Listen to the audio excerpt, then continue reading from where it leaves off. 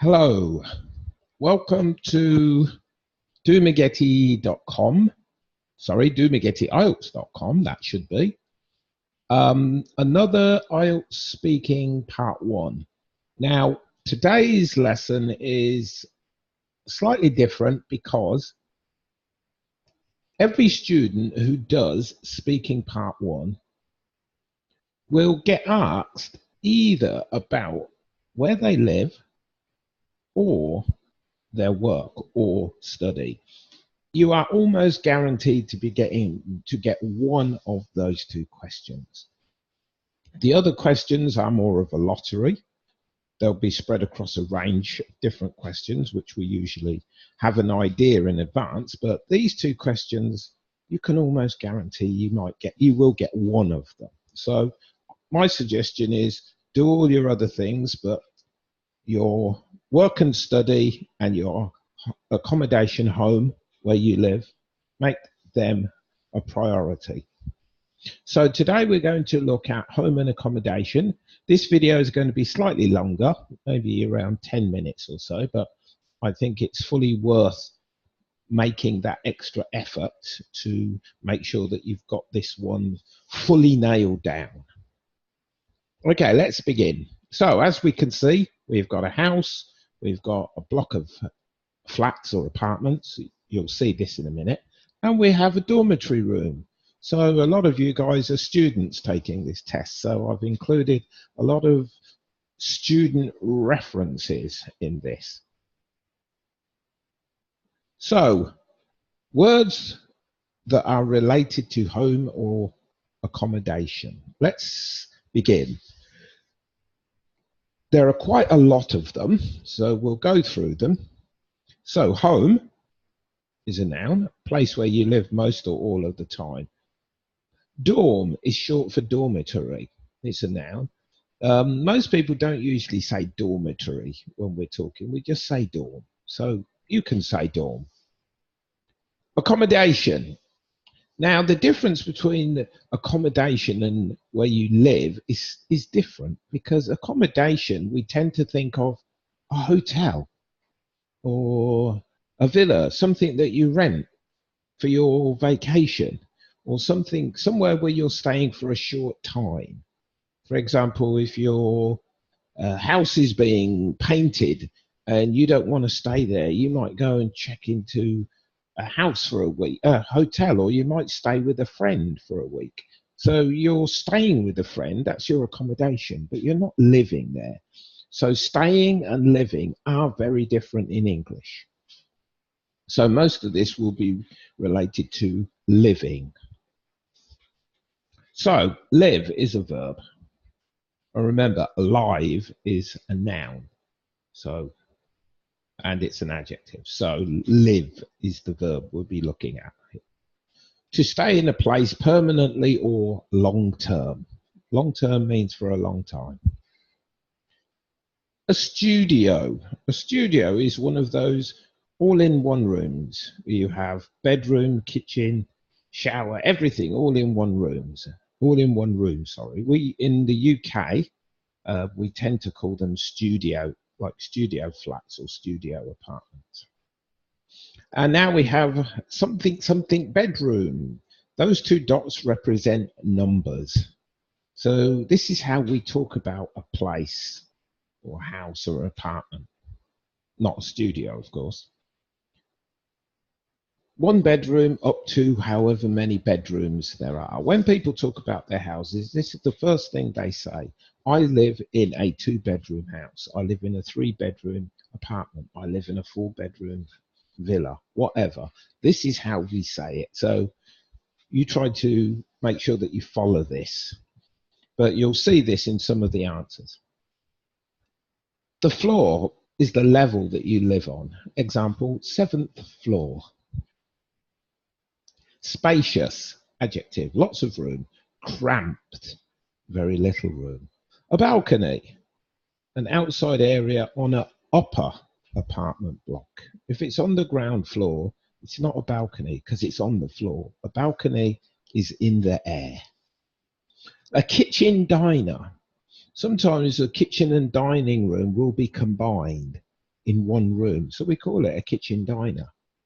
If they're separate rooms, we call it dining room or a kitchen, separate. But if they're together, we have these compound words called kitchen diner, for example, like lounge diner, which is a living room and a dining room together. So we have dining room, where you usually eat. Dining comes from the verb to dine, which means to eat. Living room or lounge, same thing. Living room, where you live, where you relax, watch TV, have guests. To own means to buy your apartment, it's yours. A hallway or entrance, where you enter a house or apartment. Shared, adjective, means you share it with other people. Can be your friends, could be your family, could be strangers. And then we have apartment. In the in the USA and Asia, we usually hear the word apartment. In UK, you will always hear the word flat. And then the last thing is rent, the money you pay every month. So rent is a noun and it's in the verb, and it's a verb. In this case, I rent my apartment. That's a verb. But if I say I pay rent, rent is a noun because pay is your verb. Moving on now. Answering the questions.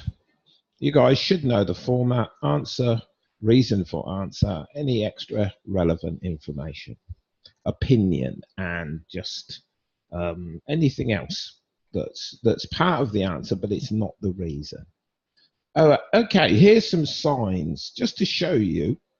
This is what you'll see in America. If you walk down the street, you would see this. If you walk down the street in the UK, this is what you would see.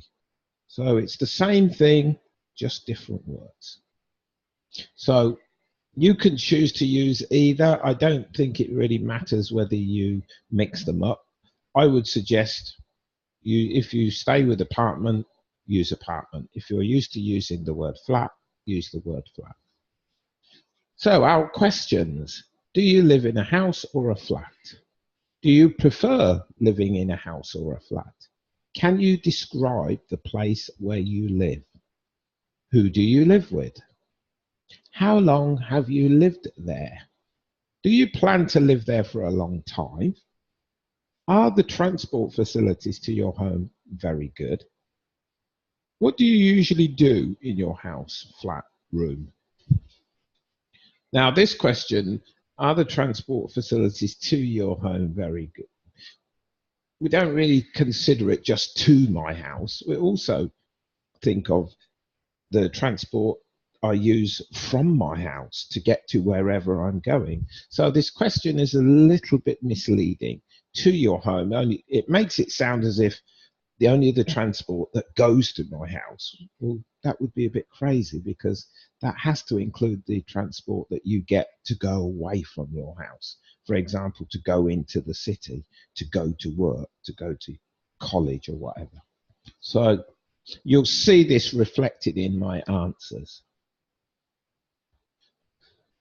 So as you guys know, there are underlined expressions which I suggest that you follow them or learn some of them, because they're natural expressions. Natural expressions are very important for the exam. And a lot of these things here are underlined natural expressions. Underneath, there's an explanation for each one. Some of them are very obvious, so I don't put them down. For example, convenient. Most people know that because I hear this word used by students a lot. So I wouldn't put it down as something that needs explaining. I only do one, as you know, only one for each question, just to cut down on the time. If I did all four for each one, you would probably still be here tomorrow. So we don't want that. First question then. Do you live in a house or a flat stroke apartment? I'm going to use the first answer. In an apartment, it is in the center of town and is convenient for the shops and all the local entertainment. It's a bit noisy sometimes, but I can live with that. Do you prefer living in a house or a flat? Number two, I prefer a house because I love gardens. This is one of the main issues with apartments. You can't go outside and laze around or play games, meaning in the garden. Plus, you can grow flowers or plants in a garden. Can you describe the place where you live? Which one? We'll see this one. Not very well. Well, not very well. I share the place with other people, so I only really use the living room, kitchen, and bathroom. The lounge is a normal size and has a sofa, TV, and a dining table. The other rooms are tiny, but my room is quite big and is painted bright blue. And again, just for your reference, as you can see in some of the other answers, it is a two-bedroom flat. It is a three-bedroom house. Actually, that word should be together. I just noticed that. It's one word, so just ignore that. So as you can see, examples: two-bedroom, three-bedroom, adjectives. Who do you live with? Alone or by myself? Obviously, don't say both. Choose one or the other. With classmates, with my family, with friends. That covers most things. Uh, let's see. Who do you live with? With friends. We are all working in the city, so we share to make it cheaper. One day we will go our separate ways, but for now it suits all of us. How long have you lived there? Let's look at this one. So here we're talking about the family home. Since I was born, all of my life. Although I have lived in other places, I still regard this as home. And whenever someone asks me, I always say this. One day I hope to have a place which I can call my own. Now, in the UK, when people say, where do you live? And you say, I live at home, it means live with your parents. It only has one meaning because we still think of our parents' house as home. Um, and if you get your own place, yes, we consider it our own house, but we often say, oh, I'm going home to my parents because this is the place where you were born, you grew up. So it's just an expression we use. So don't be fooled by it. You know, if people say I live at home, it means they live with their parents. Okay, next one. Do you plan to live there for a long time? I'm not sure. For a long time, hopefully, yes. Not at all. Uh, let's see. This one, hopefully, yes.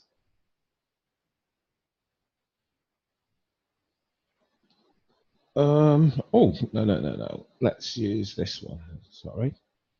I'm not really sure. It depends on what happens in my job or my course, depending on what you're doing.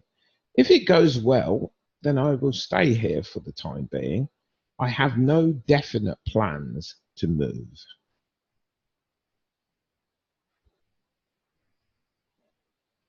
Are the transport facilities to your home very good? We have answers from very good, adequate, good enough, so so, between good and bad, and terrible. So the answers range. Let's see, which one shall we do? Terrible, that's a good answer. It's terrible. It's like living in the middle of nowhere. To get to most places, you have to walk because the buses are almost non existent and there's no subway. It's quite infuriating sometimes. What do you usually do in your house or flat or room? The usual stuff. Lots of things. I am rarely there. Nothing special. Let's see this one. Lots of things. Lots of things. I have several hobbies. I play the guitar and I have a blog. So these two things keep me busy most of the time. I also like to have friends over to watch movies or just sit and chat. Okay, thank you. That's the end of the video. As I mentioned at the beginning, please pay attention to this question and the question of work or study. I have got a video on that one also on this channel, so please pay attention to both of them.